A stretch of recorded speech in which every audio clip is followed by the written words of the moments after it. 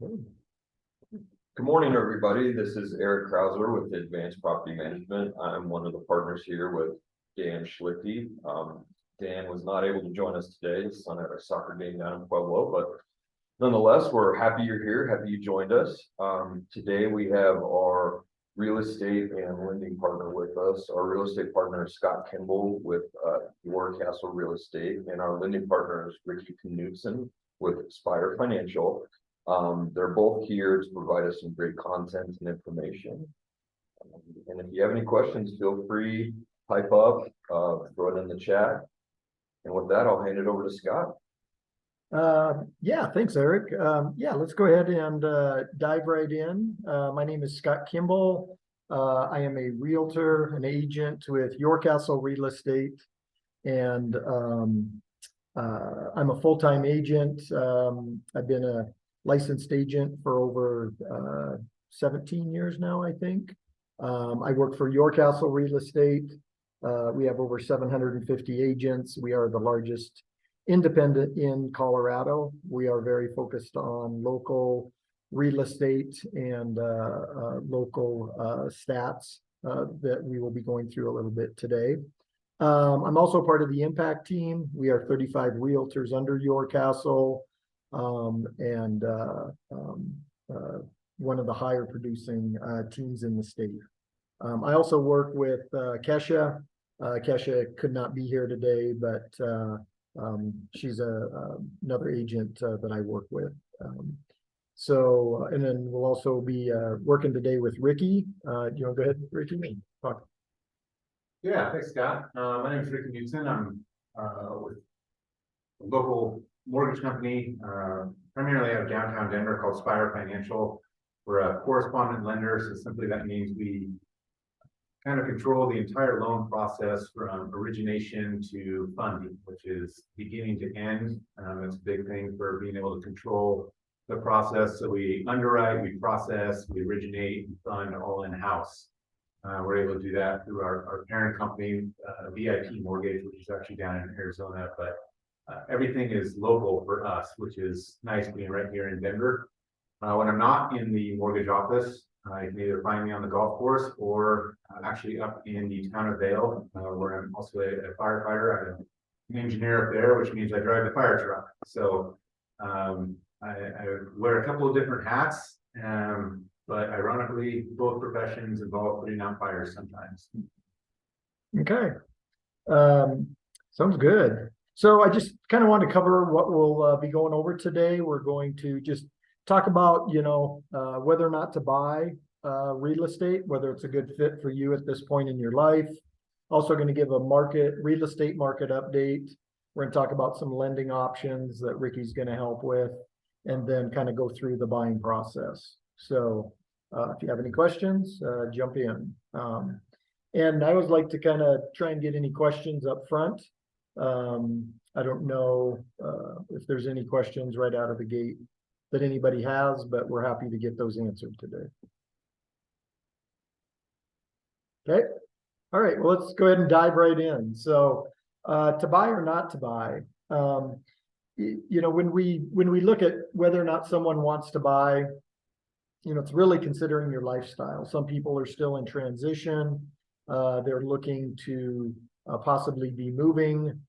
Some of the benefits of owning, obviously the stability, the long-term wealth building. We'll touch on a little bit of that today. Obviously, you'll have a little more maintenance than you would over renting. Renting definitely is a short-term solution for more people. And then, like I said, some people just aren't in a position right now to purchase, so they have to rent. And we'll talk a little bit about some of the pros and cons of each of these. Why don't people buy? So some of the bigger reasons that I've heard from people, obviously affordability, and we'll talk about the difference. I know Ricky's going to talk about affordability. What I've heard also is a lot of people really don't understand the process. Like, what is the process to purchase a property, especially first-time home buyers. So we'll talk a little bit about that. And a lot about the market. A lot of people really don't know what's going on in the market. They hear a lot of stuff on the news. You know, I'm not a big proponent. I don't jump on the news is, you know, slanted. You're not trying to be political or anything, but it is funny when it comes to real estate, how a lot of the news, they grab just little tidbits here and there just to get the ratings and to get that nugget. But we'll touch a little bit on that a little bit later too. Obviously, then habits, credit, and timing, people trying to time the market. So these are some of the things I hear as far as why people, there are people, quite a few people I know that have the financial ability right now to buy, but you know, some people they're they're waiting for better rates. They want to get their credit up a little bit. They need a bigger down payment. They want to, you know, they're afraid of what's going on in the stock market, the possible recession. Once again, they've heard things in the news that have spooked them, and other people want to time the market. So they're waiting for prices to come down or more places to come available. So these are all things that we'll touch on here today. So benefits of owning.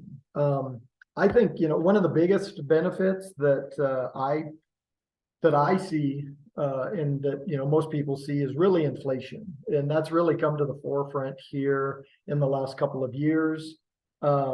So we had gone back over 30 years prior. You know, a typical mortgage would be 30 years. Do you guys know what that car is? This was the best-selling car in 1993. So it was a Ford Taurus. So $17,000 was the average car price back in 1993. Today in 92, 48,000 was the average car price, which is about what probably most homes were 40 years ago. So looking at it like this, you know, if we use those same numbers, and this is 3.5%, 3.5 to 4% inflation is pretty typical. That means in another 30 years, we will all be, for a brand new car, the average price we'll be paying will be about $130,000 for an average car. So trying to get that locked in, you know, if we equate that to rent, the average home, the average 2-bedroom rental today is about $2,000 a month, depending what part of Denver you're in. So if we go back and take that back at a 3.5% inflation, you know, we can equate this to groceries, anything else, you know, that continues to go up over time. Rents were about $700 back 30 years ago. So that means if things continue as they have for the past 30, 50, 60 years, inflation's always been there. So as we go forward, that means in another 30 years, you know, an average 2-bedroom place in Denver is going to be over $5,000. So obviously rent is a consumable. It's just like buying a pair of shoes. Once you wear it, a few months later, it's really worth nothing the next day. You're not building any equity. It's not like the car, where at least cars do depreciate, but 30 years later, they might be worth $1,000. But rent is worth nothing. So equating that then to a mortgage, the nice thing about the mortgages is if you have a place today that you're renting, the blue line here being the rent for $2,500 a month, that means at your 3.5 to 4% increase in 30 years, it's going to be up around $9,000. Now, if you can buy a place and you have a mortgage that's $3,000 a month, that may be a little bit of a stretch to get into over your rent in the short term. But in the long term, you're locking in and you will never have another increase on that principal and interest, assuming you keep the house and or keep investing in new houses. You do see that the mortgage will continue to climb a little bit over time, and that's only because there'll be an increase to insurance and property taxes. But in 30 years, when you pay off that mortgage, and you only have that insurance and property tax, you can see the kind of cash flow advantage that you will get in 30 years. And you'll even start to see that even five years down the road, because not only is the house appreciating, this is just cash flow. So this doesn't take into account the mortgage that you're paying down, which disappears here in 30 years, but it does not take into account the appreciation you're getting on the property. So that $500,000 property in 30 years is going to be closer to about $1 million, $1.5 million. So that's equity over and above this cash flow. So Ricky, do you want to talk about your piece there? Yeah, and kind of picking up where Scott left off, I think it's kind of important to just understand what goes into a mortgage payment, how it does differ from rent and why. And like Scott touched on, initially there can be a little bit of sticker shock maybe because that monthly payment, a lot of times it is more than rent, but it's important to understand why. So there's the principal and interest payment, and that is fixed. That's based off of the interest rate that you lock in, and assuming you don't refinance, that interest rate isn't going to change. So that principal and interest payment isn't going to change either. So on principal and interest, the interest part, that's going to the lender, that's going to the bank, that's just a part of the loan. But the principal part is a different, it should be looked at kind of like just a different location. So if you think about it, if I had $300 that I had in my right pocket and I took it out and I put it in my left pocket, did I lose any money? I didn't, no. It's still $300 and it's still mine. It's just in a different location. And that's how principal should be looked at. When you make a payment, that interest goes to the bank, but that principal, that's yours. It's just, that money is just in a different location. So think of it almost as a glorified savings account, because it's going to work to your advantage. It's just somewhere else. It's in that different location. Now, the other two items are, Scott mentioned property taxes. That's just the cost of owning a home and paying your taxes that the county requires. And then obviously you're going to want that property insured. So those are the four main things that make up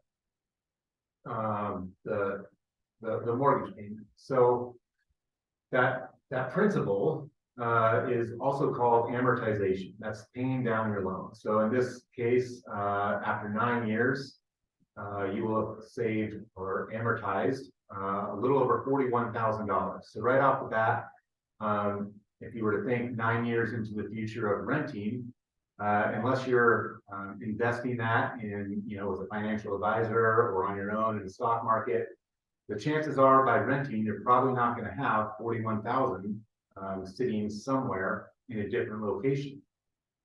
The other thing that's happening is appreciation. So based off of the average appreciation, I'd say is, just a little under 4.5%. Again, over the span of 9 years, I think it was Albert Einstein that said, what was it? Drawing a blank here, but I think the appreciation or compound interest is the 8th wonder of the world. So as you think about how that interest builds over year, that is appreciation. So as you look at that number right there on the left, there's a high probability that you're not going to accrue that amount of wealth while renting. And then obviously down the road, when you go to sell, we want to calculate that in because, when you sell, there's a cost to it, but there's also the tax benefit of being able to write off that interest and get a little tax break. So there is an immense opportunity, and the numbers kind of speak for themselves on owning a home. And this is just after 9 years. It doesn't even take into account, you can imagine just how this can continue to go throughout the life of a loan on your average 30-year loan. Okay, good. Go ahead. So then the overall net gain by purchasing a home, when you add it all together and you take out your initial closing costs, the cash flow difference, initial, and then the cost to sell it. Add up all of your amortization gains, your appreciation, your tax benefit. You can see, as a net gain, buying a home after 9 years of a little over $205,000, where again, this is pretty unlikely if you're gonna be renting. And obviously, 9 years to be in a home, is a little on the long side. So if you were to sell earlier, you can see at each stage of the game there, you're still making a decent amount of money. The only way that you're maybe not coming out ahead, and this speaks to Scott's point, where, maybe the timing isn't right. Your plan is to be in a city or location for 1 to 2 years, then it probably does make sense to rent, because the numbers kind of speak for themselves. But when you can see after that 3-year mark and on, you're in the green and you're making money, and it's even at 4 years, if you look at it, that's $38,000 that you normally probably wouldn't have had if you would have just been paying that rent year after year. Good. So, I hear some people from, they will say this, I'll just wait a while. And there's a lot of reasons why people may wait. And we talked about those earlier. Talking about waiting to buy a starter home. So we talked to here about over time, and Ricky touched on this, you're buying your property here at this price. So here's your initial value of your property, and here's your loan. So over time, the property will appreciate. You will be paying down your principal. So this gap in between ends up being your equity. So your equity, when you initially start, is close to zero. And then over time, it will grow.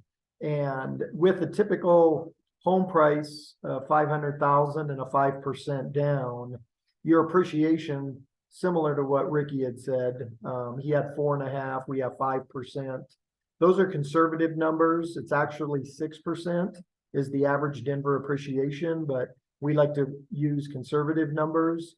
That your appreciation over that time and your loan pay down is close to almost that 400,000, 350 to 400,000.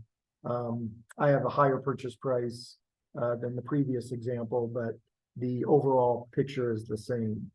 So, Real quick on yeah, that. go ahead. I think in both of our scenarios, I think he's using it, as you can see, an interest rate of 6.5%. I think in mine, it was even higher than that. It's even higher than the average rate right now, 7.5%. But what it doesn't take into account over 9 years or even 10 years is the opportunity to refinance into a lower rate. And obviously, when you do that, your mortgage payment at principal and interest is going to be lower. So in renting, as you saw in the previous graphs, over time, it only goes up. But even getting in at a 6.5 or even a 7.5 interest rate, there's an opportunity and chance for that payment to even go down. And then you can, obviously, the savings that you're making, you can put in your pocket, you can add to your cash flow, or you can turn around and apply that to the principal, and you're paying down your loan even faster. Good point. Yeah, no, that makes sense. So, and like Ricky talked, this buying a home is not a small decision. It's the biggest investment most people will ever make in their life.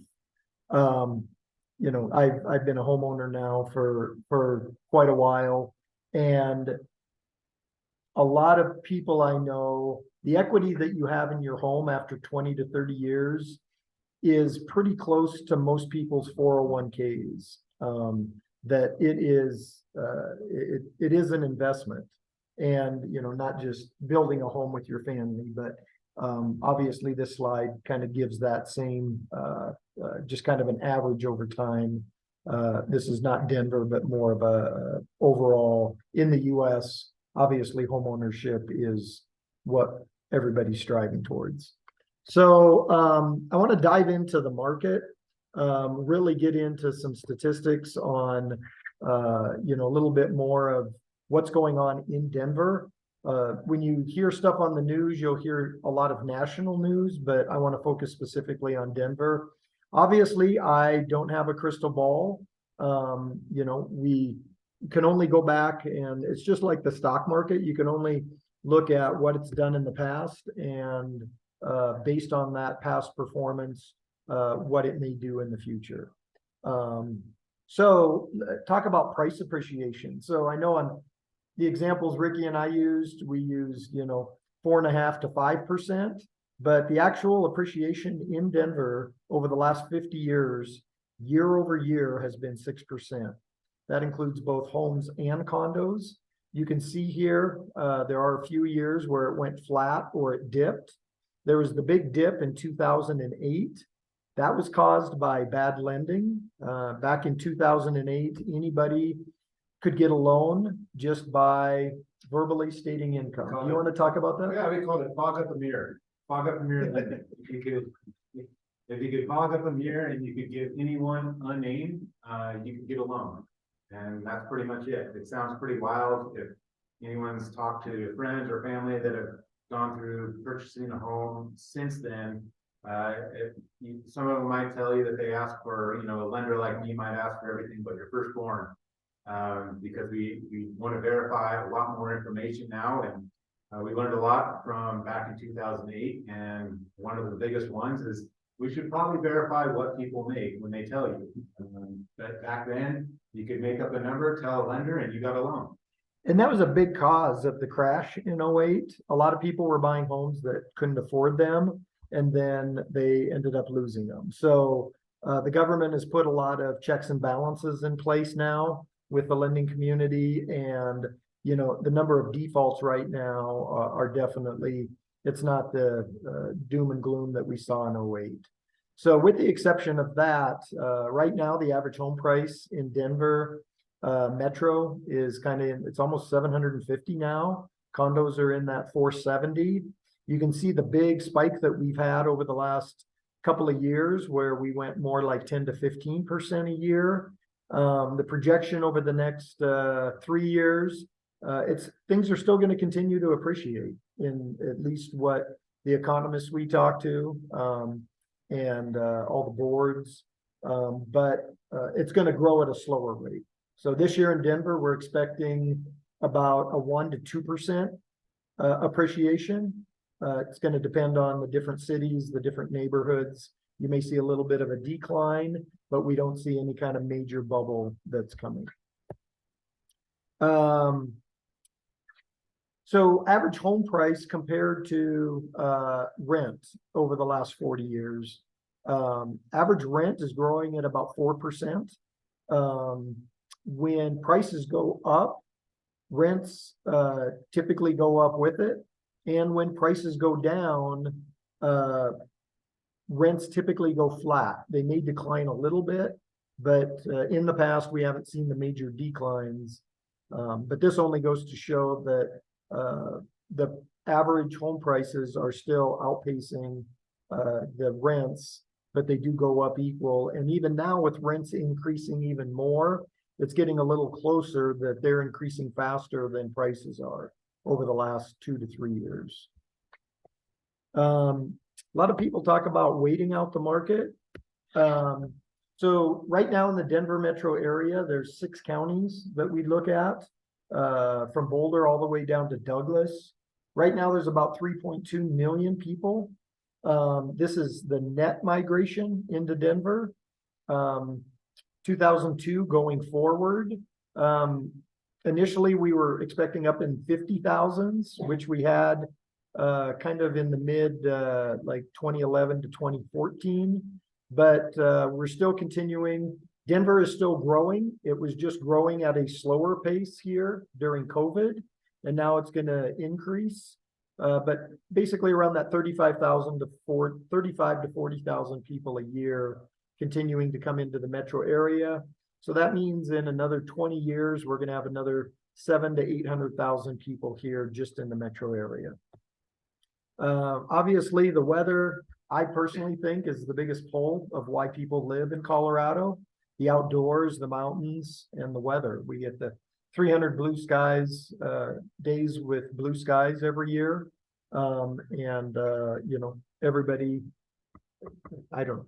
I've moved away and I've come back, and I know a lot of others that have too. Inventory levels. So this is interesting. Back to some of the hype we talked about. You know, I hear somebody just in the last year, inventory levels have tripled. You know, the housing market's in a crazy boom. I'm sorry, a crazy bubble. So when I got my license back in 06, by 07, back then that was, what's that? 20 years? 15? Yeah. 15 to 20 years ago, there was 30 to 35,000 homes in the Denver market for sale. And back then, instead of 3.2 million, there was about 1.8 million people here in Denver. Over the last 10 years, since 2012, you can see the inventory levels have come down around this 5 to 10,000 range here. You can see the cyclical, there's more homes for sale in the summer, fewer in the winter, more in the summer, fewer in the winter. And then we got really dysfunctional here during COVID. And last spring in 2002, last spring, there was 1,500 properties in the entire metro area for sale, condos or townhomes. So yes, inventory levels have tripled. Now, I think I checked the other day, we had 4,400 properties. And now, I mean, we're back to our normal levels that we've had over the previous 10 years, kind of back to almost 2019, 2017, which this was a normal market. People, once again, talking about this housing bubble. This is a stat, not from Denver, but from the entire, it's a national stat. It was number of homes built by decade. So every decade, there were 20 to 25 million homes built in the US just to keep up with the population growth. Going back to the 1950s, the 60s, you can see all these levels of building of new homes. After the 08, people really got spooked. Builders disappeared for a few years. So last decade, we only built about 6 million homes in the United States. So last year, there were a lot of bidding wars. It was just really a crazy market, but that wasn't just in Denver. I saw it all over the US, California, all the way to New York, in the Midwest. There's just not enough homes out there to be built to keep up with that population growth. So breaking this down here, these were the number of units completed by year. And you can see here the under development of homes and how many are missing. I had saw a 60 Minutes segment last year. They had the chief economist for Redfin. She told this exact same story. We underbuilt last decade, and in her opinion, it was going to be probably another seven to 10 years before we build our way out of this. So the demand is still there. People want homes, and there's just not enough. This is, I know it's an older slide, but it talks about the seasonality of total number of showings versus active listings. So we had talked about the cyclical nature of Denver. The best time of year to list a house is kind of this March, April. And the best time to buy is typically around December. So when you're looking to buy later in the fall, not as many people are looking, but in that spring, kind of April Fool's Day, I always say, is probably one of the best day of the year to list, because not that many people have their homes on the market, but everybody's looking. So a lot of bidding wars are very typical in that April-May timeframe, but you get a little more breathing room here in the fall.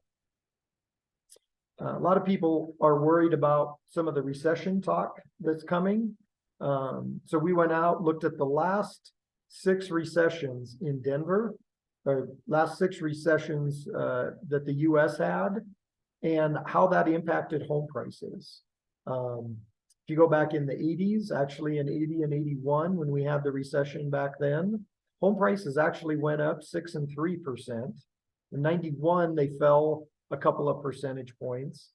So they basically went up in 4 of the last 6. And obviously in 2008, we saw a huge decrease in prices of 20%. That obviously has come back. But just wanted to show that typically home prices are not impacted by a recession. And you were talking about lending rates too. Yeah, I think in a couple slides, you'll see that mortgage rates tend to improve during a recession.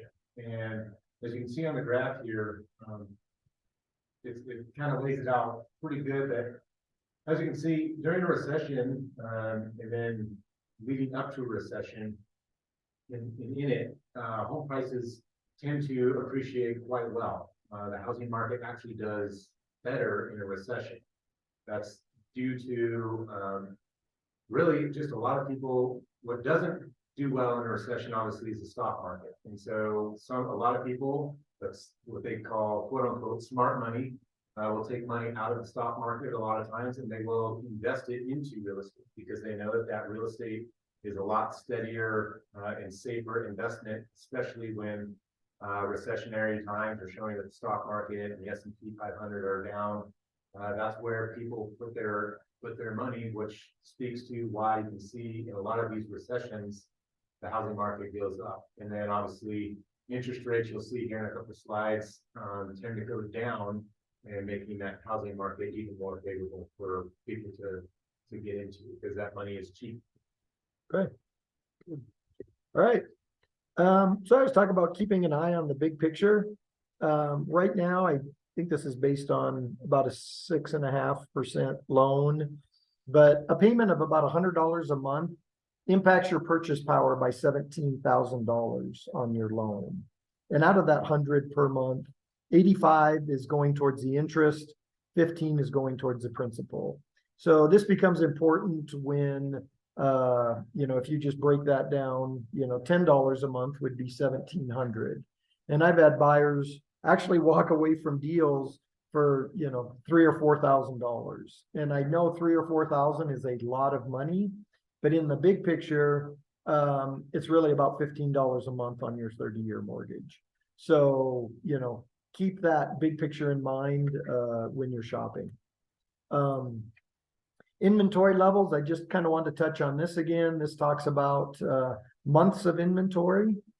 So we actually measure a seller's market. Somebody asked me the other day, when are we we're in a buyer's market again, right? And I said, yeah, we're not even close to a buyer's market. The definition of a seller's market, what we do is we take the total number of houses that are currently active, and if we had no new houses come on the market, and we sold all 4,500 of those homes that are on the market today, how long would it take to sell those based on the last 12 months trend of sales? And if we could sell all of those in under 4 months, it's what we call a seller's market, or sorry, about 3.5.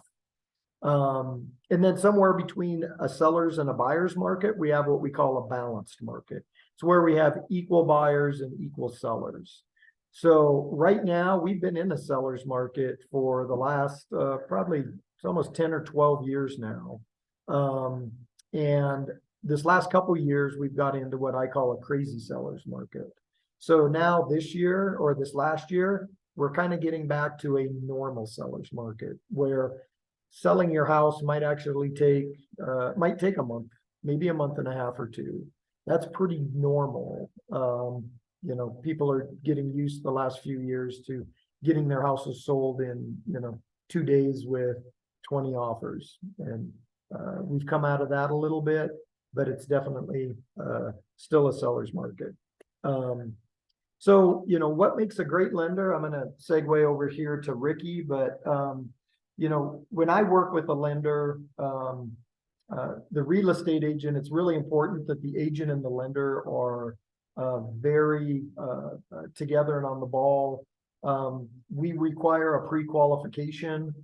Typically, I won't go out and show people properties unless they're pre-qualified because it really doesn't make sense to because I have people who just fall in love with the house, they want to make an offer, but, I kind of equate it to fishing without worms. It's like, if you don't have the stuff to go out and catch what you need, you want to get in touch with a good lender. And, a good lender is not always the one with the best rate.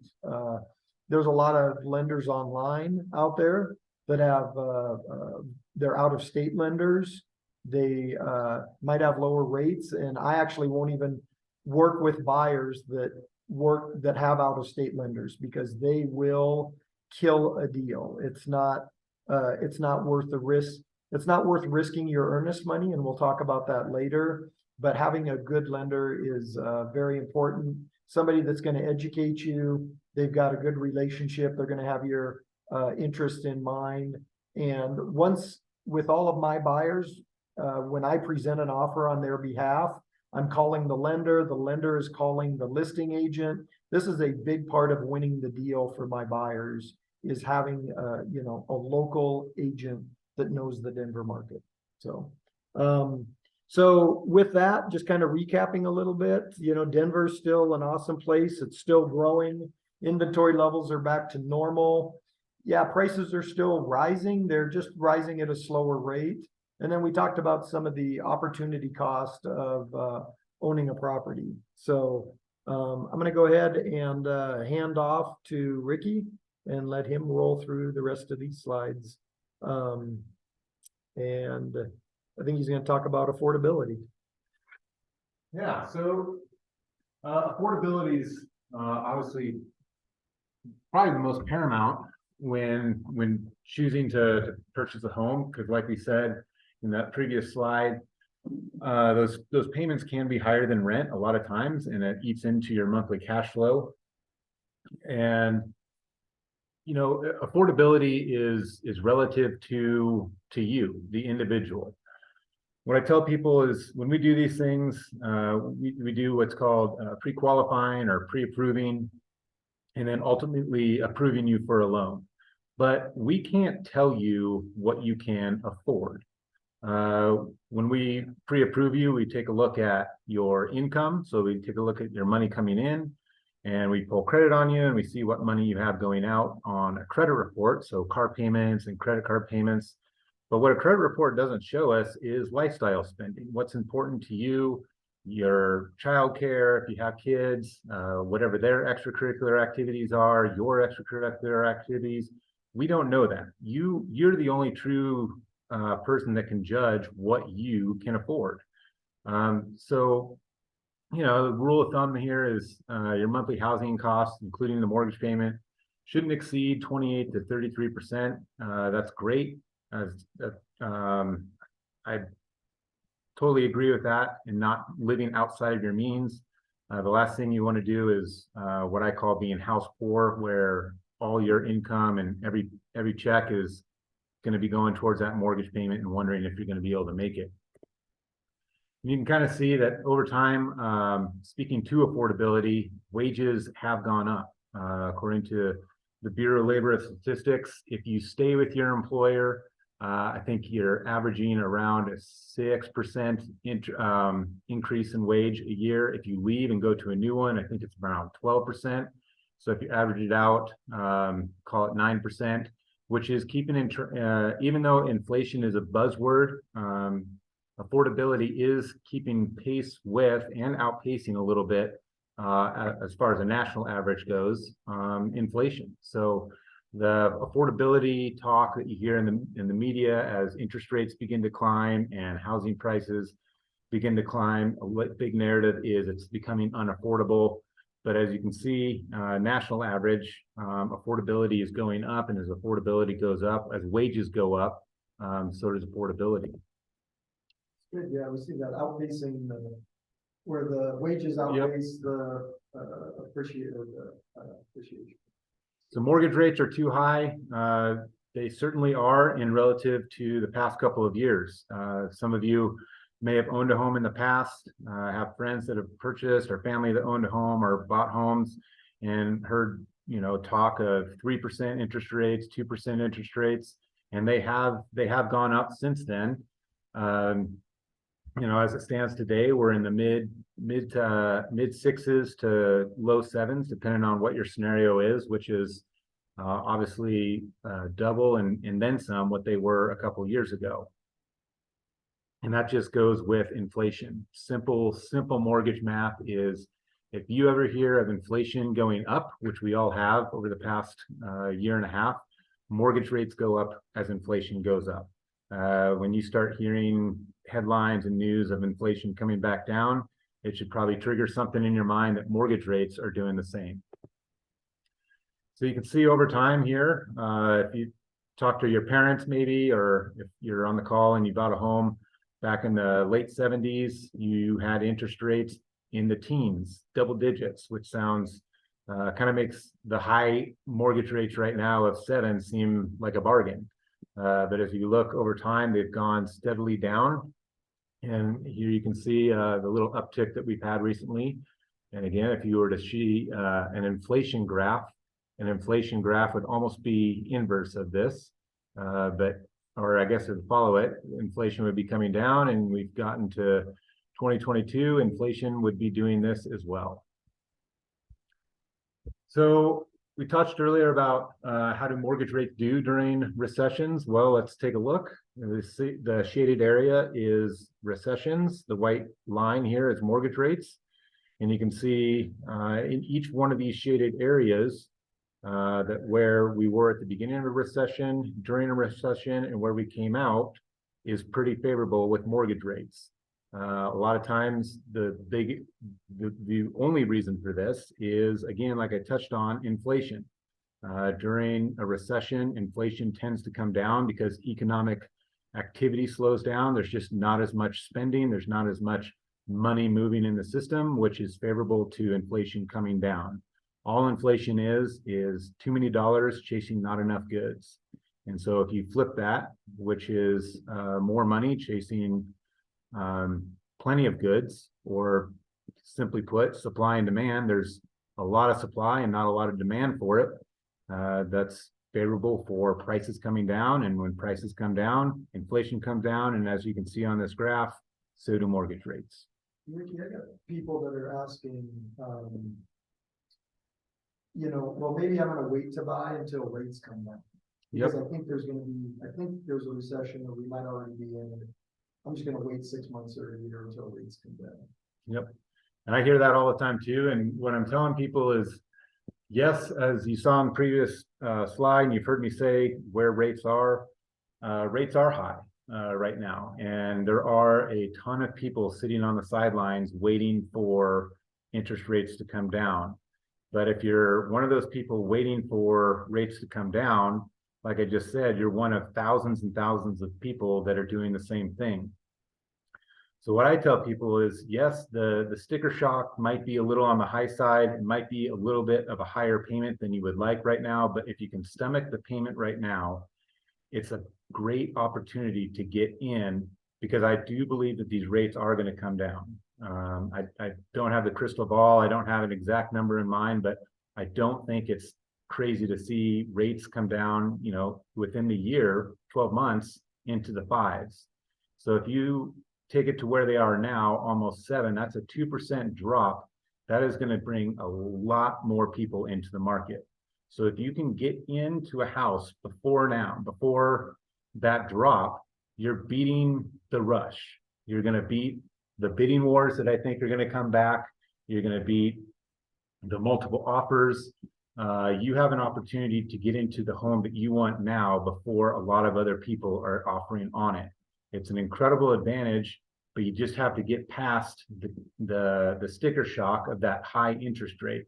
Because once you're in, what you can do is you're in the home already. Now you can refinance. So now you've got the home of your dreams, for example. You got into it at a great rate. Maybe you were able to get even some seller concessions, believe it or not. And it didn't cost you as much. And you're able to refinance and to the 5s, while everyone else is competing for that home that they didn't offer on when the rates were in the 7s. And now you're kind of in a great spot. Your monthly payment's going to go down, and you have the house that you want. And prices will drive it too. Yep. because there's going to be more demand. So you're going to see a lot more people putting in offers. Like I said, I don't think we're going to see the $70,000 to $100,000 over asking price, but I do think, you know, if you have 2 or 3 offers in on a home, it's not going to be crazy to think that some people are going to offer 10 to 15,000 over. So let's talk real quick about the media. They tend to be negative on housing. The news is in the business of selling news. They're also in the business of selling what I call FUD, F-U-D. That's fear. What is it? Fear, uncertainty, and doubt. Yeah. So that's the media for you. That is their MO. Their headlines are meant to fit a narrative. So let's just take a look at it. This is a lady by the name of Diana Olick. She works for CNBC. She is their quote unquote housing expert, or is she?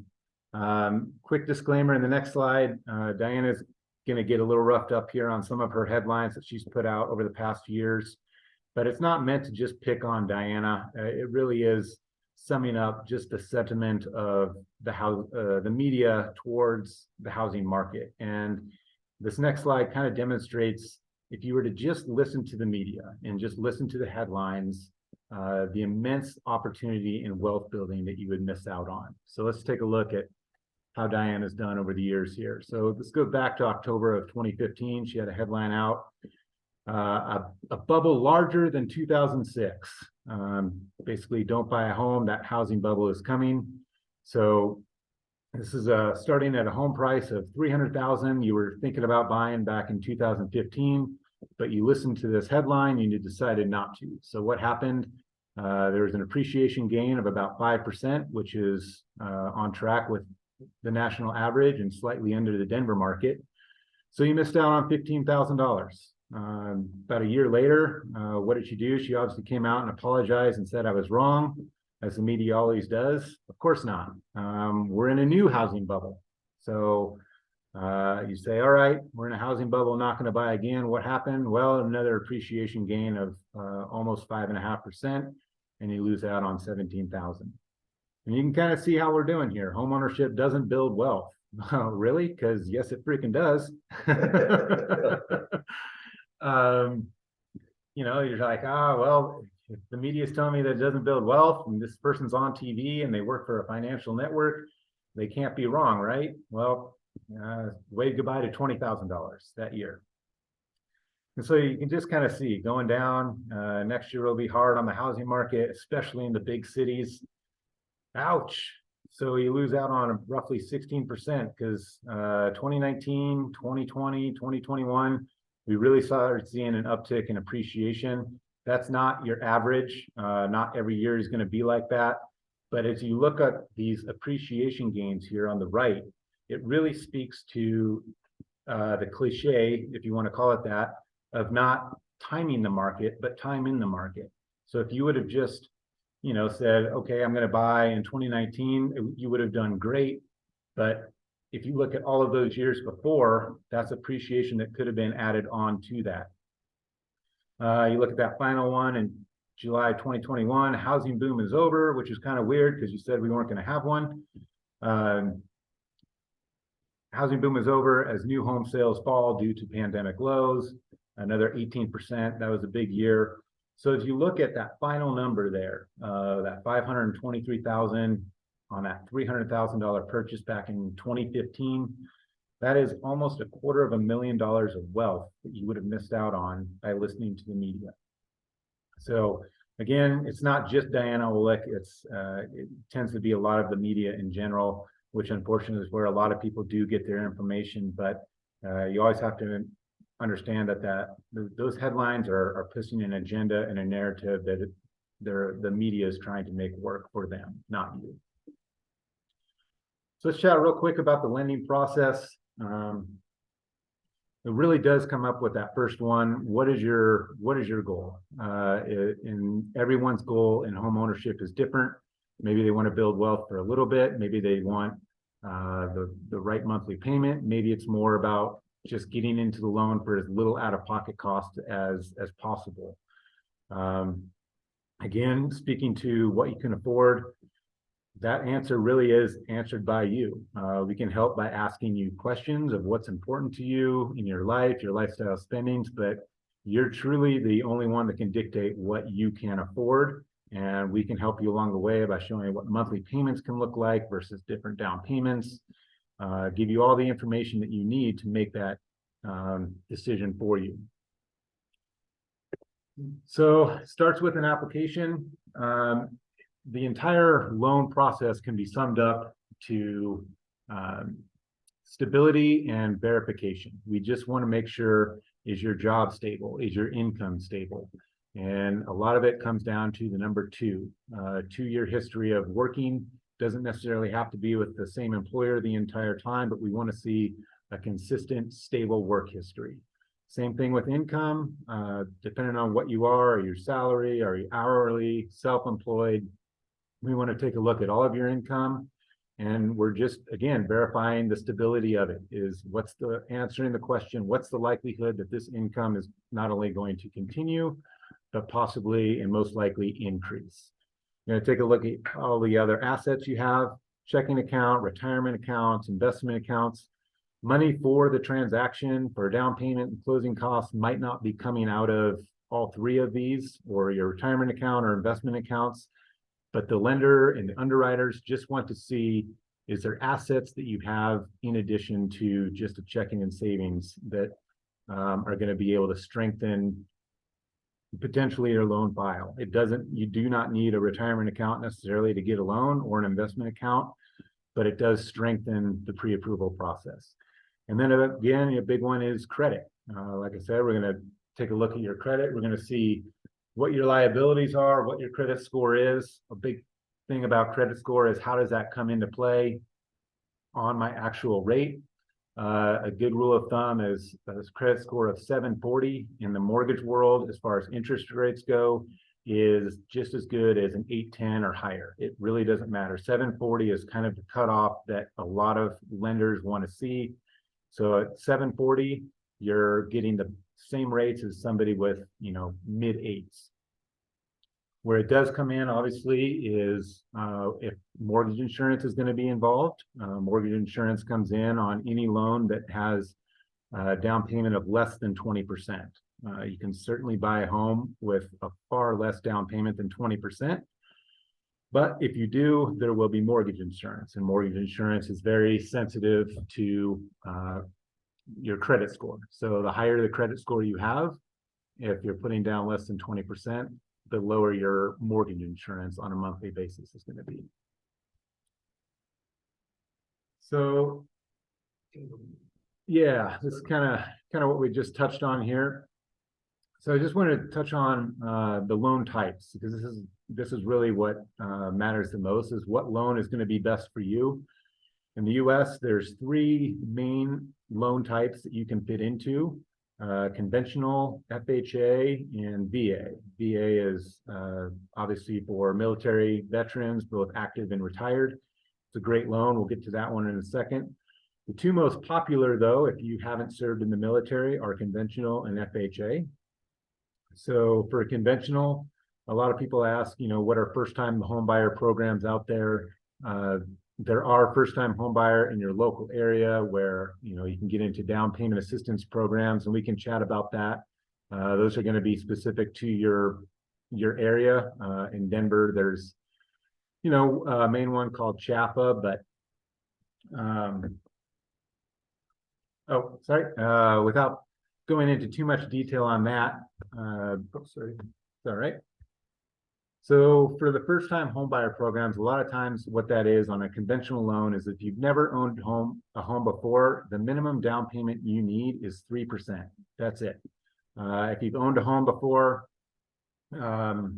it bumps up a little bit to the minimum down payment being 5%.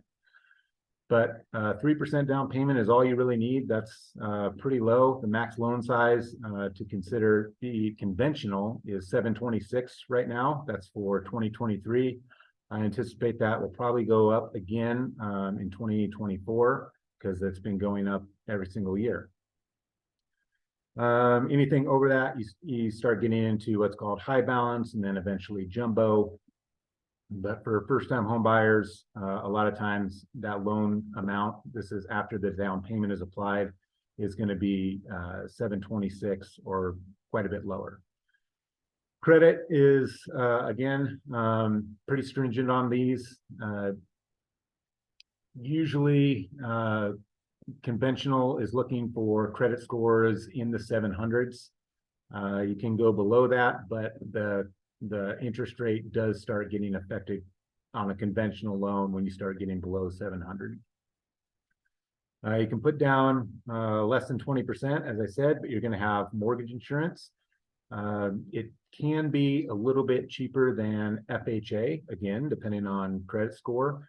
The nice thing about mortgage insurance on a conventional loan is it has the potential to fall off or go away.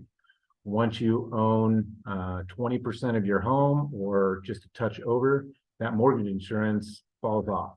And it can certainly fall off before then if you were to refinance or potentially go to your servicer, whoever you're making your payments to. You might have to pay out of pocket for an appraisal, but if you can show, that your home is appreciated to, your loan to value of you owning, roughly 20% of your home, there's a potential where it could fall off.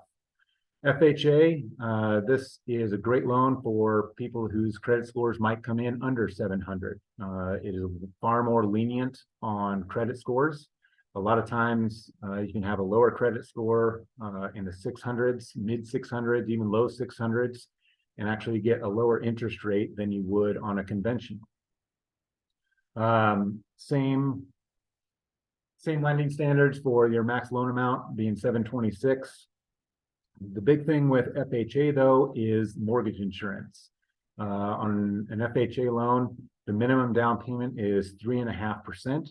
However, if you put 20% or 25%, which would get you out of mortgage insurance on a conventional loan, even if you were to put that large amount down on an FHA loan, there's still going to be mortgage insurance. And that mortgage insurance is more fixed than it is on conventional. Conventional can fluctuate very, very much with credit score, whereas FHA, it really is just a fixed percentage based off of the loan amount. FHA earlier this week announced that they were dropping their monthly mortgage insurance percentage. So previously it was 0.85% of your loan amount, and there's a little bit more math in there. They've dropped it almost 30% to 0.55%. So that's a big drop. That's going to lower that mortgage insurance on a monthly basis with FHA. But there also is on FHA what's called a mortgage insurance premium or upfront premium. That is 1.75% of the loan amount, but it can be financed. So you do not have to pay that out of pocket. You don't have to pay that added into your closing costs. That could be financed into the loan. Moving over to VA for military members, it is a great loan. As you can see, the biggest thing there is the minimum down payment is 0, otherwise known as 100% financing. Again, that max loan amount doesn't change. It is very lenient on credit. There is no mortgage insurance. So on the other two, if you're putting down less than 20%, or for FHA, non-negotiable, there is going to be mortgage insurance. For VA, you don't have to put any money down, and there's still no mortgage insurance. Couple things on the VA loan that should be mentioned. The funding fee can be added into the loan. So the VA does charge an upfront funding fee. That can vary based off of if you've used the VA benefit before and if you're putting a down payment down. Even though a down payment isn't necessary for a VA loan, if you put one down, the VA will charge you less of a funding fee. You can get out of the funding fee if you receive a disability rating from the VA of 10% or more, which doesn't take much to a lot of active duty members and retired members.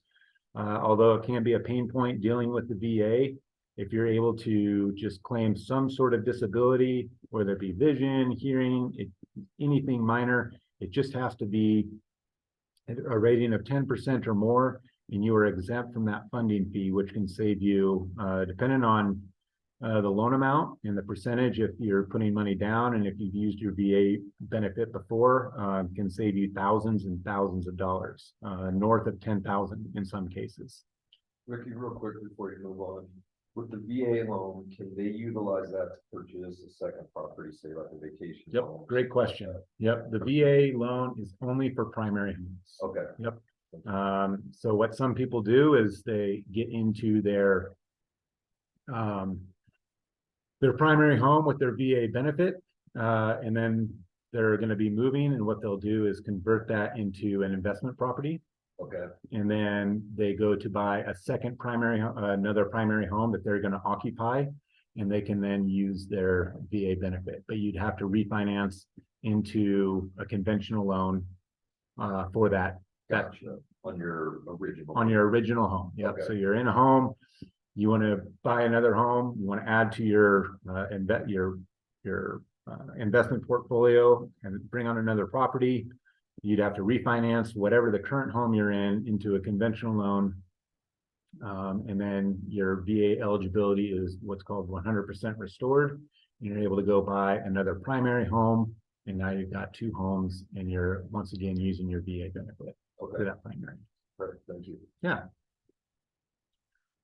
So closing costs, these can be a little bit confusing, but we're going to break them down. So closing cost, better described as I call it, is what people are really wanting to know is, what is my big number at the end? What do I have to pay at closing, which is better described as cash to close.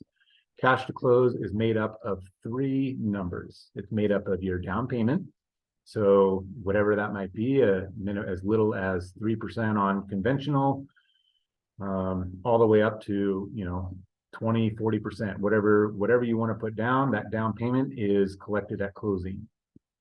The other part is what are called true closing costs. These are the costs of doing business. So think title fees, appraisal fees, escrow fees.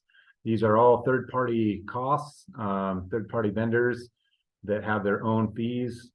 They're a part of the transaction, and those fees get collected at closing. The third item is what's called prepaids and escrows. So in the state of Colorado, taxes are collected twice a year, once in February and once in June, or another in June. So depending on when you close your loan, we're going to collect a certain amount of months worth of county taxes. Obviously, you're going to want your home insured from the day you take ownership of it. So we're also going to collect an entire full year's premium, whatever your insurance premium ends up being, plus a couple of months to set up that escrow account. So depending on when you close in the month, so if you close, say, on the 15th of the month, and it's a 30-day month, we're going to collect 15 days of interest. It's called prepaid interest. So those are prepaids. So you add all three of those up, the down payment, the true closing cost, all those third-party fees, and your prepaids, interest, and escrows, and that's what ends up being your true cash to close at closing. A couple of items, there's earnest money that's usually required. Usually within a week of purchasing a home, and Scott can probably speak, it's usually, yep, Scott's filling up the number one, it's usually about 1% of the purchase price. It's just really a good faith that the seller wants to see that you're committed to purchasing their home. But that money, that escrow amount, doesn't go to the seller. That actually goes to the closing transaction. So if the total closing costs, are keeping numbers nice and simple and round, say all those everything added together is $20,000. Your down payment, your title fees, prepaids, it's $20,000, and your earnest money up front was $5,000. Well, you already have $5,000 in the game. So at closing, that gets credited towards you, and we would only be collecting $15,000. And that's how earnest money kind of works as the whole transaction. Again, private mortgage insurance, this is more on the conventional side of things. There's two ways that you can do this. You can pay for it on a conventional loan on a monthly basis. And again, it's credit dependent. So the higher the credit score you have, the lower the monthly mortgage insurance you're going to be paying. But there's also something called a single premium, where you can pay upfront for your mortgage insurance and you can essentially buy it out. And that again is kind of depend on credit score and what the actual loan amount is. But those are two options on how to deal with paying for mortgage insurance. But that would obviously only be on a conventional loan, because as mentioned, if you were going the FHA route, mortgage insurance is just a part of the deal. You can always start with an FHA loan. So if credit is a little lower than the 700s, you can still get into a home where for as little as 3.5% down, a lower interest rate than conventional. And now you're a homeowner. You're building your credit score by just making your mortgage payments on time. You can also work with a number of other options, both in person and online, on building your credit. And then you can later on down the road, maybe as little as 6 months to a year, refinance out of an FHA loan. And in doing so, maybe you can get even a lower interest rate at that same time, or maybe it's even a little bit higher interest rate, but depending on what your mortgage insurance was, you might be able to lower that, and in doing so, lowering your monthly payment. So I'm going to move into the buying process. I think Scott and I can kind of tag team on this one, because this is where the lending side of things and the real estate side of things kind of intersect depending on where it is in the process. Okay. Yeah, thanks, Ricky. So yeah, we'll dive in here. So now we're going to probably pick up a little speed here. There's a lot of information here, so I'll probably try and get through most of it fairly quickly. So when we talk about the buying process, there's I break it into 3 phases: the preparing, there's kind of the search process, and then some of the closing stuff that Ricky had touched on previously.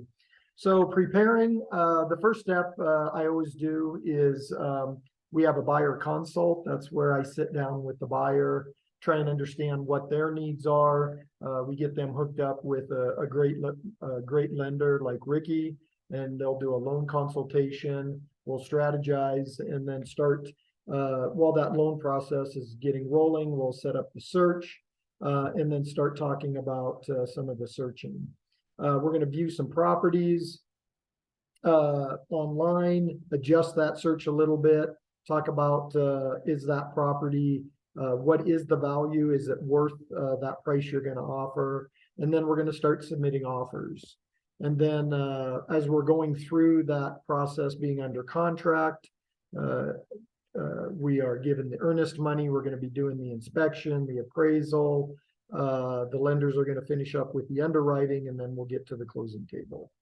So, yeah, the prep stage. So we talked about strategizing. A big piece of this is really trying to understand, the lender will help out a lot with this as far as budgeting. If you're currently leasing and you're going to have to possibly get out of a lease, sometime that makes sense. We work with really good property managers like Dan and Eric. Sometimes owners are willing to let you out of the lease early if you get them a early enough heads up. And also, if there is a break lease fee and you have to spend a couple $1,000s to potentially break your lease, if you're able to buy at the right time, you could save tens of thousands on the purchase. So it's just all about sitting down and trying to understand your needs. Setting up the search, buying's tough, depending on what type of year or what time of year you're buying. So we really try and do a lot of upfront work, and if you don't do it right, it can be very exhausting. I don't know if some of you in the past have tried to buy unsuccessfully, but tying yourself up with a good agent and someone who knows what they're doing is very important. So a lot of mistakes that we run into with buying is data reliability. There's a lot of other sites out there, I'm not gonna pick on most of them, but like, I know Zillow's got a great site and stuff, and a lot of these, almost all of these other websites pull from what we call the MLS.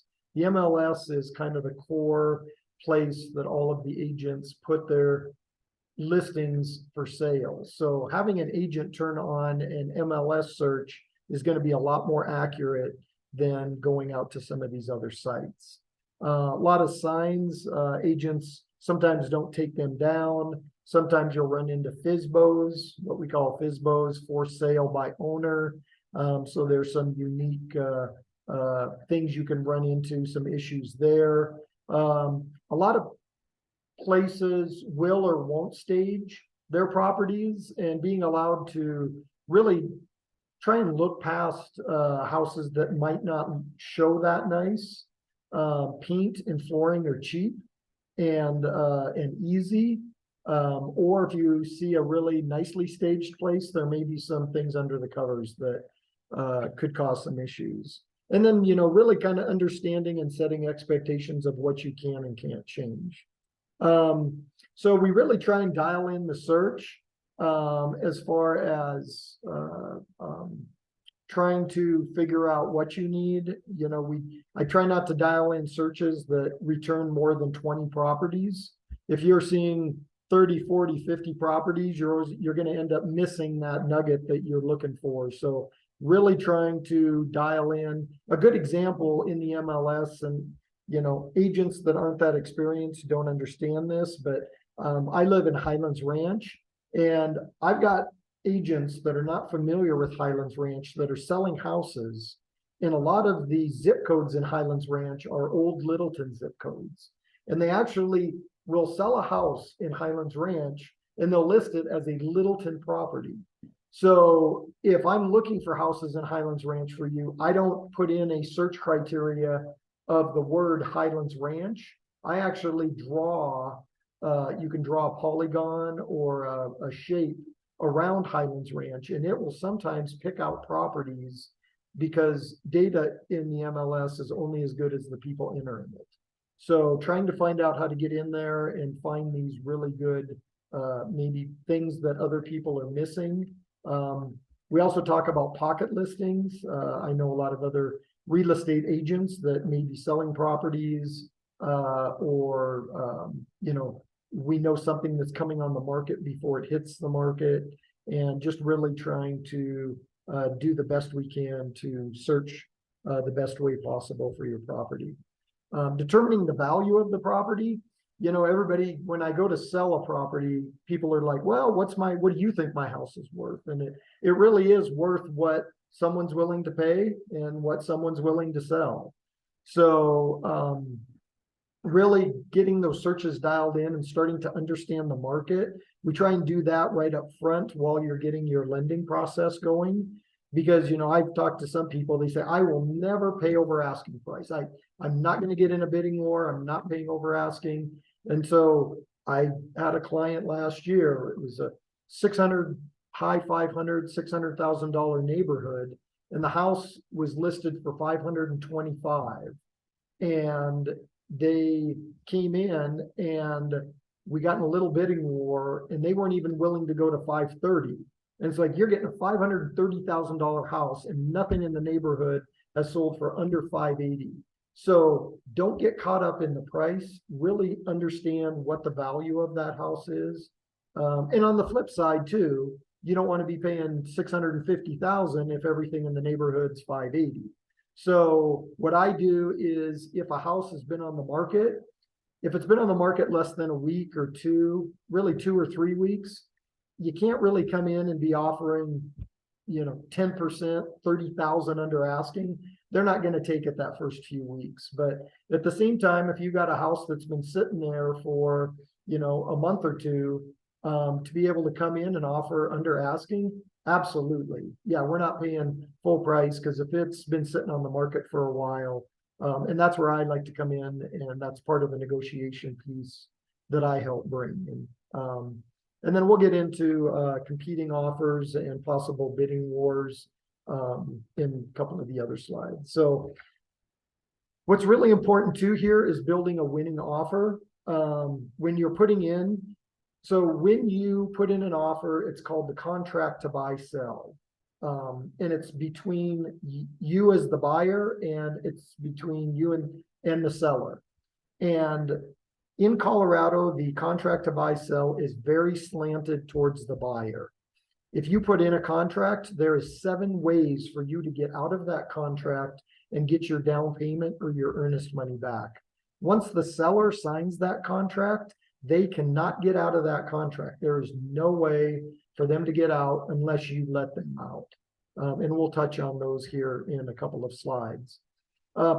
Getting that winning offer, you're going to want to come with a pre-approval letter. I never submit an offer without a pre-approval letter and proof of funds. Those are absolutely straight up front. I also put in, before we ever even submit the offer, I'm calling the listing agent. I'm establishing a relationship with them. I'm finding out if there's any other offers on the table, trying to get a little bit of background. All of that helps you with your offer. As a listing agent, when I've been selling houses, sometimes I'll get an offer in an email. I don't get a phone call. I don't know how legitimate this person is. They don't call and tell me about their buyer. I don't give those offers as much credibility as somebody who's already reached out to me, asked questions. So having a good agent that knows how to build a winning offer is absolutely the difference between you getting that house and not. So, and then we go into the closing phase. So we had kind of touched on the first 2 phases. And then now we'll dive into the closing. Earnest money, Ricky talked about this a little bit. It's typically 1 to 2% of the purchase price. You have to submit that money to the title company.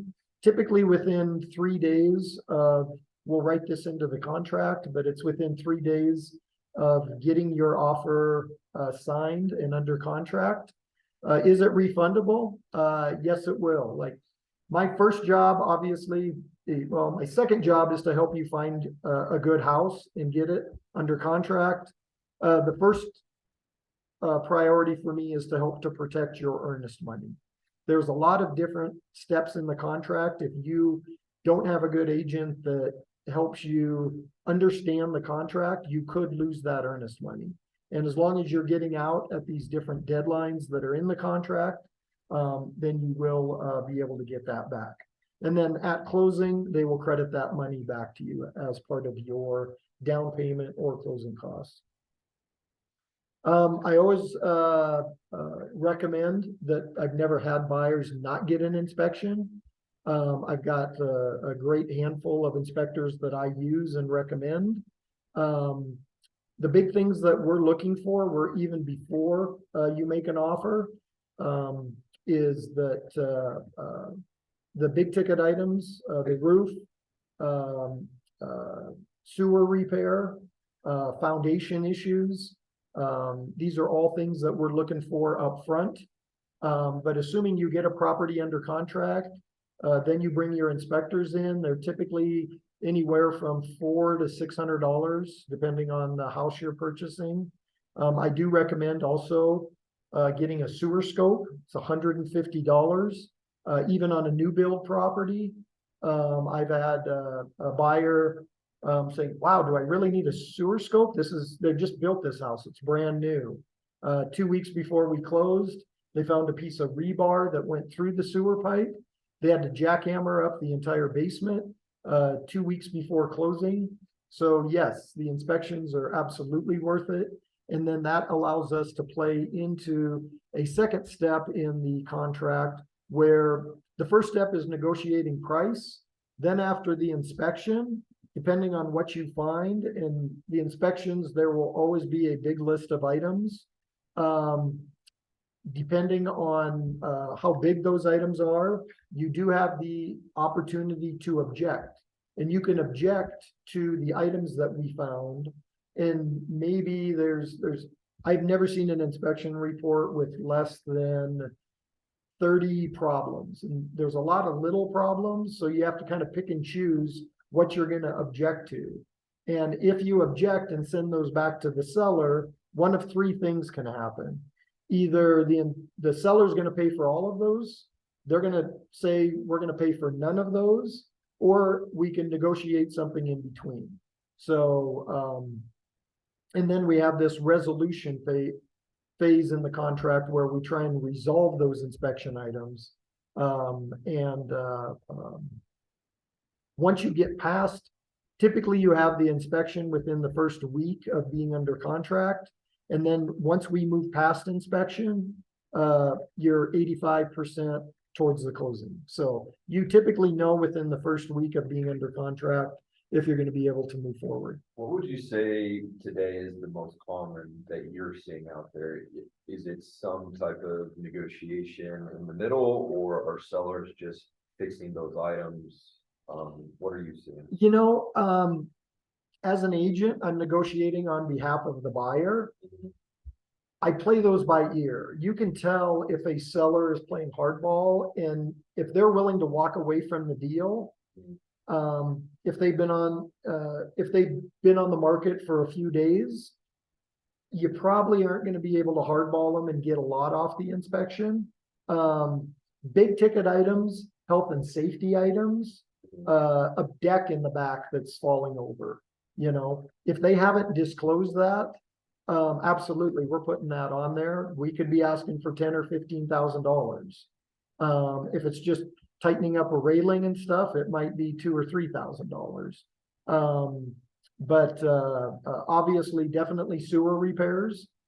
Anything that the seller was not aware of that they did not disclose. If they don't fix that, if there's a $15,000 sewer repair, we found it, we ask them to go fix it, they're going to have to go back on the market and they're going to have to disclose that. And I remind the listing agent that, hey, your seller's going to have to disclose this. So, but yeah, good question. It kind of all depends. Like, you know, smoke detectors are on every single inspection report. You know, smoke detectors are $30. You're not going to put that on a objection. Okay. So you're not going to object to smoke detectors, or, you know, typically the hundreds of dollars of stuff, you know, for me, it's typically when you get into the thousands of dollars is where sometimes we'll even write that in the contract when we're getting into bidding wars, and we'll say right in there, we will not object to anything over $2,000. And now if something comes in at $3,000, $4,000, $5,000, absolutely, we're going to object to that. But it basically tells the seller, hey, we're not going to nickel and dime you. Gotcha. And that could be the difference between them accepting our offer and another offer. So I'm curious, do you have a preference, the counter offer coming back from the seller, do you have a preference of the seller saying, yes, we'll go ahead and fix those items for you through my contractors? Or would you rather have the seller offer some type of, you know, monetary concession? yeah, good question. Yeah, so the question is, if we run into an inspection item, hey, the deck railing is falling off. We usually, the way I write the inspection objection is seller will fix the railing and provide proof of this fix 5 days or 10 days before the closing. In lieu of fixing this, the seller will offer a $1,000 credit or a $500 credit so that the buyer can then go fix this. Gotcha. Okay. Personally, I like the idea of crediting back some money so that the buyer can go fix things. I've had this in the past. I had a property up in the mountains. We had a foundation issue. I asked the seller to fix it. They brought in a backhoe, fixed the problem, but then they clipped the side of the house and created more problems. Okay. So sometimes it's just easier to, instead of having them fix it. If there's major things, like maybe a sewer line or something, even that, we'll ask for a $10,000 seller concession so we can get money back so that they can go fix it. And I guess, yeah, prevent potential issues with the seller fixing, in addition to, I guess, as a buyer, then if you get a concession, you can go out and pick who you want to do the work and have a bit more control over it. Exactly, Okay. exactly. Or if it is something that's fairly, the furnace needs to be serviced, then the seller will provide, a receipt at closing. Okay, So, yeah, it all depends, but it could go both ways. But for pretty major big ticket items, because that may delay the closing too, right? So it could take, someone has to come out and fix the deck, it might be another month. And a typical closing is about 4 weeks. gotcha. So, if we can do things to speed and continue to close it without impacting lending too, if it's their major problems too, it could impact lending, so. Yeah, and actually, that's a good point, and you might be getting this with you, so sorry for jumping ahead. From the lender's perspective and the inspection, how are you guys doing that, and what are you guys looking for? Yeah, that's a great question. I was gonna bring it up and Scott might actually get to it in a couple of slides. But there is a difference between the inspection and the appraisal. The inspection, we always say, is for the buyer, the homeowner. That is your home, you're gonna be taking ownership of, and condition wise, it is up to you and your agent to decide if it's to your standards. But ultimately, the lender doesn't care about the condition of the home to a certain extent. What the lender is worried about is value. What is the value of that home? And that is confirmed in the appraisal. And that is what the lender is waiting for is, does the appraised value match what the buyer is purchasing for? And when it's equal, it's all good. When there's a difference, that's where a little bit of negotiation can come in, or potentially having to bring more money to the table. Just kind of depending on where the appraisal comes in, if it's higher or lower. But if it comes in at what we call at value, there's no issue. The lender's happy. The collateral is the house, and the house is at the value that it needs to be. So we are good with that. But the inspection, the home inspection, is really for the home buyer. Okay. And back to your question too, biggest ticket item, roofs. That's probably what I see a lot is Really? the inspector will say, oh, yep, we have a roof problem. Then the seller says, no, we don't. And then we get into he said, she said. And then I've got some good roofing guys that come out, will give a good estimate, and then we make the seller pay for a new roof for you and let them take it out of their insurance. So, Interesting. appraisal. There We we just go. got right into it. So, yeah, so appraisal, it's a lot art and science. Typically, well, not typically, almost in all instances, you can write it into the contract who pays for the appraisal, but 100% of the time the buyers have paid for it. So it comes out of their pocket. Depending on, it's anywhere from $600 to $900. Yep. And then that's typically a lender will order that. Yep, the lender orders it. Just to, again, going back to things that happened back in 2008, where there were some bad practices in the lending world. We are not allowed to have direct contact with the appraisal. So lenders always use an appraisal company, which is kind of the middleman between the actual inspector, the appraiser inspector, and the lender. So we can't go to the appraiser and say, hey, we really need this to come in at 5,000. That was going on back in 2008 before. A lot of bad practices. That's no more. But on the cost, sometimes the appraisal cost can be rolled into the closing costs. So you don't have to pay out of pocket right away for the appraisal. You can pay for that at closing. However, the inspection, that home inspection that we just talked about, that is not part of the closing transaction. That is always paid for out of pocket upfront. So if I'm a buyer, just so I'm understanding this, but if I'm a buyer, as far as money out of my pocket, kind of from the get-go would be the earnest money deposit. I need to be able to write a check for that. Yep. The inspection that would come out of my pocket as well. Correct. And then the appraisal potentially could be rolled into the loan. I can. Yep. Okay, Yep, and it's kind of lender discretion. Sometimes we can ask for that to be collected up front, and other times where you can be like, you know what, I think this is a good loan, because a lot of times the appraisal happens before it's been underwritten, so we don't necessarily know how it's going to come out of underwriting. If we're pretty confident on it, we know it's going to be a good loan, it's a good borrower, everything checks out up front in the pre-approval process, we can say, you know what, this is gonna get all the way through, we'll just collect the closing, the borrower, the home buyer doesn't have to pay up front. Okay. Cool. So yeah, and sometimes, a fair amount of the properties, will not appraise. So obviously, if the appraisal comes in over, there's no problems, but sometimes, if they go in under, there's another place in the contract where you have the ability to get out of the contract, if the property does not appraise. Or typically, as an agent, I would go back and we would renegotiate, because these guys are gonna have to go back on the market knowing that they are overpriced. So one of three things can happen again. Either we object and they come down to the appraised price, which is only gonna save you money. Or if they play hardball and don't, you have to walk away, you get your earnest money back.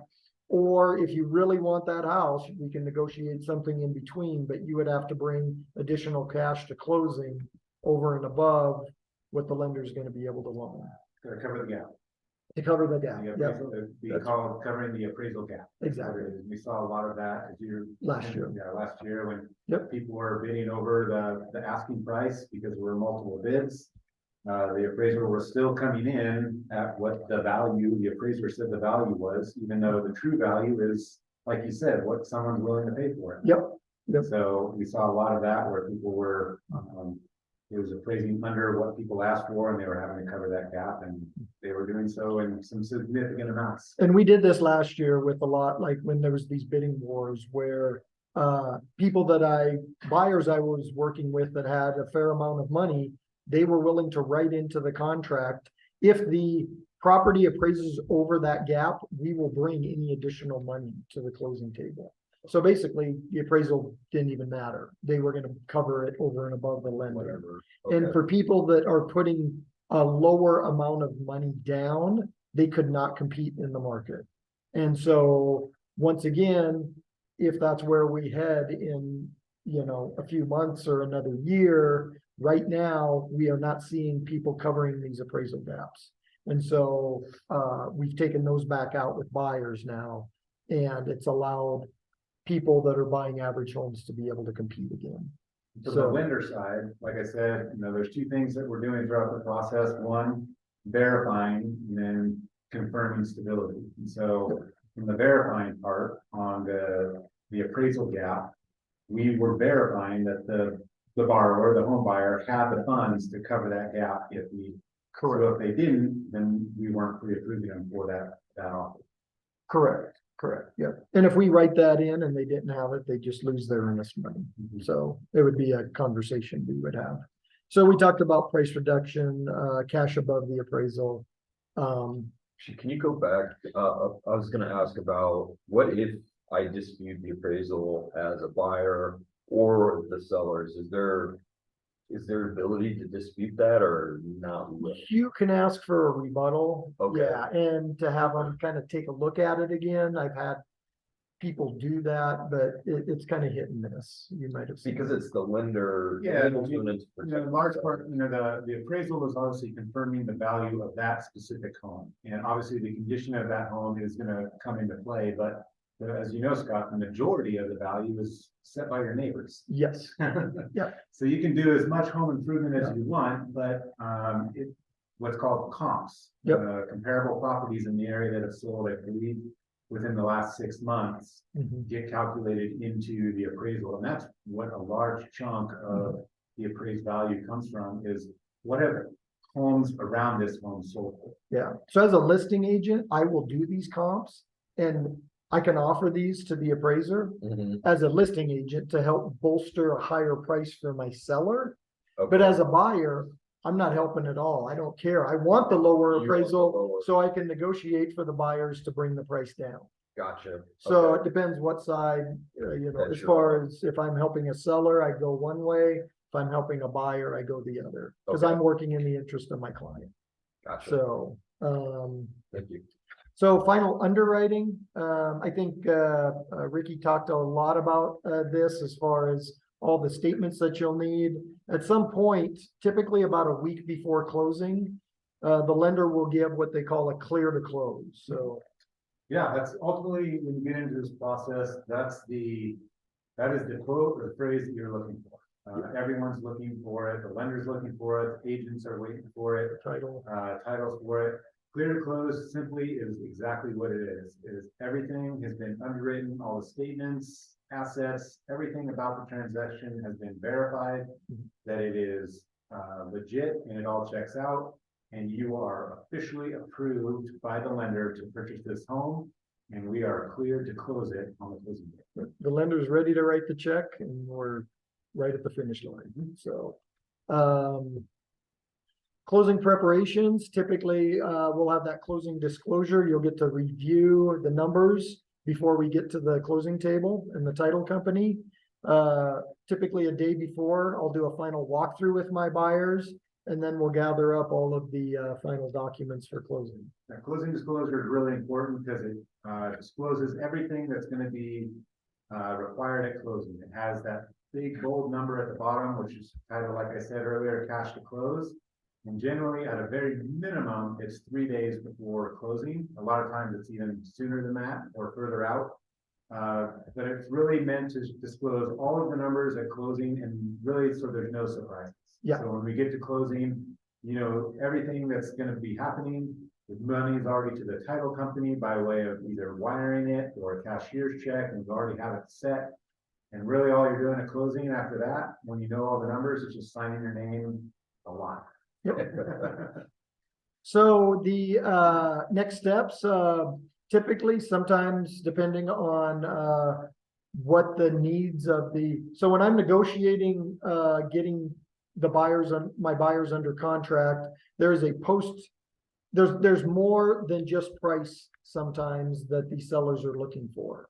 Sometimes they just want to get to the closing table, and then they also may want some flexibility on the back end. So sometimes I will negotiate in a post-closing occupancy, a rent back agreement. So that's where you close the house, you buy it, and then you're renting it back to the owners for a period of time. You can't go more than 60 days. So that may be something that helps you win the deal once again over someone else, because you're giving the sellers that flexibility to stay in their house for a week or a month or so on the back end after they close. Also, if there's anything, any repairs that might have come out of the inspection, I typically don't like any repairs to go into escrow. That's where you would pay for them after closing. I think a big piece of walking through, I got a few more tips and then we'll finish up here, is it's really being part of a good team, having a good lender and a good real estate agent, and good property managers that all work together to help the buyer. I find out that's a big piece of helping buyers win a deal. And in this competitive market, you need a good team. Using a good realtor is definitely a good piece. The biggest reason I hear people why they use a realtor, number one, negotiations, the experience, a lot of the market information we went through. We also have errors and omissions insurance. You know, if we were to make a mistake on your behalf, we are insured.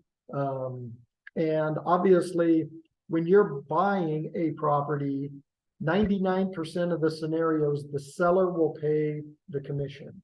So my compensation and my brokerage compensation actually comes from the seller. There is a few scenarios where there'll be something like a for sale by owner, or if the sellers are not paying the full commission, I will negotiate that into the contract, and I will notify you before, like for an example, if I have an off-market deal, a for sale by owner, and they're not willing to pay my commission, I can't work for free. So I will negotiate my commission into that price. Otherwise, I've never had a scenario where this hasn't worked. But we would never want you to get to the table and be surprised by any additional money you would owe for your agent. Trust, communication, and knowledge are obviously the three of the biggest qualities people are looking for in a realtor. New construction, I touched briefly on some of that. Once again, I see a lot of people, they'll go into some of these new build communities, they'll meet the sales agent, and they don't take a realtor with them, and now they are on their own against these big builders. It doesn't cost you a dime to have a realtor there acting on your behalf. It is completely free to you as a buyer. But if you don't go in with your realtor, and you go back with your realtor later, you may lose the opportunity to be represented. Builders do not have to use the standard Colorado contracts. They have their own contracts. Sometimes they push you into, well, we just got our CO, which is a certificate of occupancy. You don't need to do an inspection. Every new build that I've helped buyers buy, I always have them get an inspection, and they always come back with a huge list that the builders missed. That's on a And brand new home. brand new homes every single time. I had 3 or 4 last year, and then I fight the fight with the builders to try and get that done before closing. If it's typically littler things, they do have a 1-year warranty. Most builders do, but builders are notorious for, yeah, don't get me started. I had so many problems this last year, but yeah, just door handles missing. We had one where my inspector got up in the attic. They didn't have any insulation in the attic. Another one, they didn't even cut the hole in the ceiling in the laundry room to get into the attic.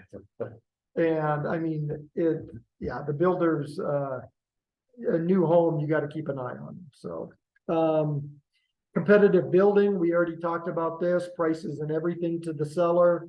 It's very important for me to contact the listing agent, get the story about the seller. And when it comes to a bidding war, I've had people take my offers that are actually less than other people because we have structured our contract in a way that the other agent knows that I'm an experienced agent, and I can get them to the closing table. And that's, their price is important, but they're more important about getting their house sold. So as an example, I had a $1.2 million listing. I had 3 offers. One offer came in at $1,250,000, and another one came in at 1.3.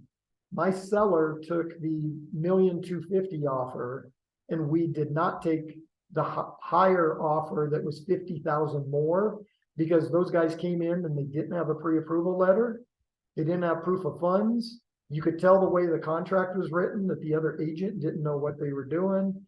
I called afterwards. We told them we didn't take the offer. And she says, well, we had the highest offer.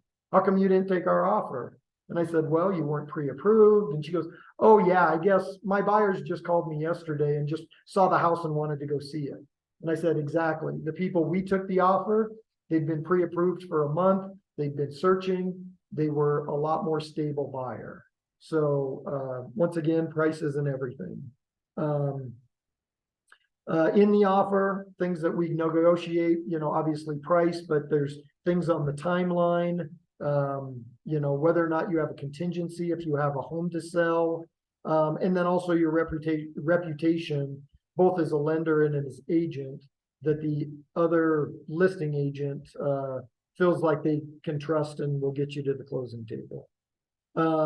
Knowing the contract is very important. And just really working on behalf of the buyer. There's things that we put into the contract, like I said, that there's a difference between creating a strong and a weak offer, and a good agent knows how to do that.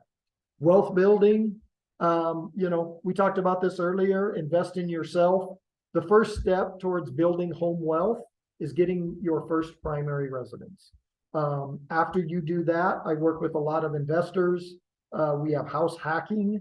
Some people do this on their primary, where they buy it as a primary residence.